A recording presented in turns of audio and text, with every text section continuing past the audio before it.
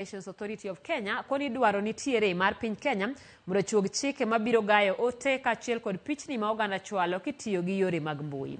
Jagoro maduol no Lydia Sitienei mane loso Mombasa mane gi bago gi jofwamb weche koni oganda mathoth osebedo katiyo gi mbui e yo ma ok odhi kare mar keyo weche kidek nyaya kweda kod kelo sigwe kind oganda mopogore. Bende kwayo jofwamb weche mondo mi okaw ong'ala manyime mar chiwo ler ne jopiny e yor kwedo weche ma ok adieri mikeyo yor mbui.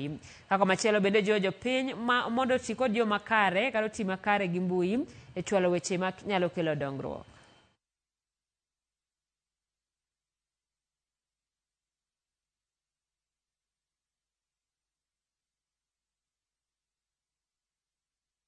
We foster a safe cyberspace, enhancing trust in digital services.